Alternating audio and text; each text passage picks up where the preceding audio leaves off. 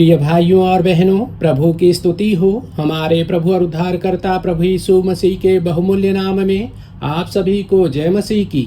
आज 5 अगस्त 2026 है और आज का प्रतिज्ञा वचन है मत्ती 28 अध्याय पद संख्या 20 से, जिसके अनुसार देखो मैं जगत के अंत तक सदैव तुम्हारे संग हूँ। प्रियजनों, मत्ती रचित सुसमाचार के पहले अध्याय में हम अपने परमेश्वर के 2 नामों को देखते हैं। मत्ती 1 के 21 में उनका पहला नाम हमें उनके उद्धारकर्ता होने का परिचय देता है। वे हमारे पापों को क्षमा करने वाले और हमारे उद्धारकर्ता हैं। फिर मत्ती 1 के 23 में लिखा है और उनका नाम इमानुएल रखा जाएगा, जिसका अर्थ है परमेश्वर हमारे साथ है। इसका अर्थ यह है कि प्रभु केवल हमें उद्धार ही नहीं देते, बल्कि उसके बाद भी वे सदा हमारे साथ रहते हैं। वे हमें कभी नहीं छोड़ते और न ही कभी हमें त्यागते हैं। आरंभ से ही परमेश्वर की इच्छा यही थी कि मनुष्य उनके साथ संगति में रहे, परंतु पाप के कारण मनुष्य ने उस संगति को खो दिया। लेकिन हमारे प्रभु यीशु मसीह हमें क्षमा प्रदान करके उस संगति को फिर स्थापित करना चाहते हैं।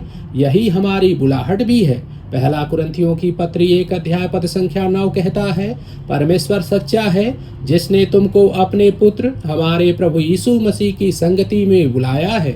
हमारा प्रभु सदैव हमारे साथ रहता है और हमारी आवश्यकताओं के अनुसार अपने आप को प्रकट करता है।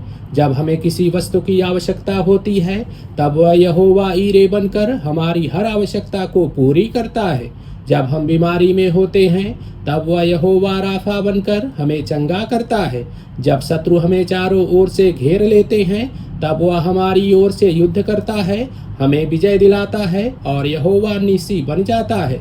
जब हम भेड़ों के समान भटक जाते हैं, तब हमारा अच्छा चरवाहा बनकर हमें ढूंढकर फिर अपने झुंड में लौटा ले आता है। और जब शैतान हमें घायल कर देता है, तब वह दयालु सामरी बनकर हमारे घावों पर मरहम लगाता है और हमें चंगा करता है। परंतु प्रियजनों, आज का प्रतिज्ञा वचन कहता है, और देखो मैं जगत के अंत तक सदैव तुम्हारे संग हूँ। प्रियजनों, प्रभु यहाँ जगत के अंत की बातें क्यों करते हैं और जगत का अंत कब आएगा? मत्ती 24 के 14 में लिखा है, और राज्य का यह सुसमाचार सारे जगत में प्रचार किया जाएगा कि सब जातियों पर गवाही हो, तब अंत आ जाएगा।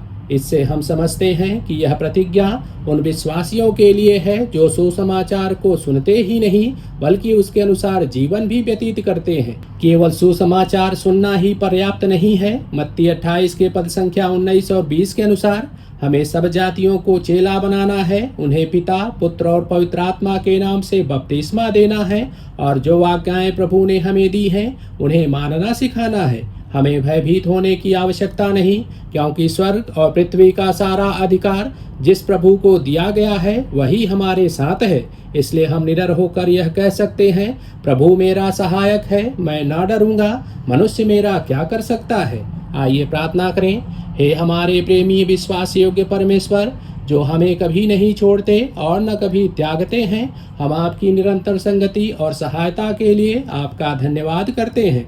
आप सर्वशक्तिमान परमेश्वर हैं। स्वर्ग और पृथ्वी का सारा अधिकार आप ही को दिया गया है, ताकि हम बिना किसी भय के आपके सुसमाचार का प्रचार करें। इन कठिन दिनों में भी इस महान कार्य को पूरा करने के लिए आप हमारी सहायता कीजिए। हम यह प्रार्थना अपने प्रभु यीशु मसीह के बहुमूल्य नाम में मांगते हैं। आमीन।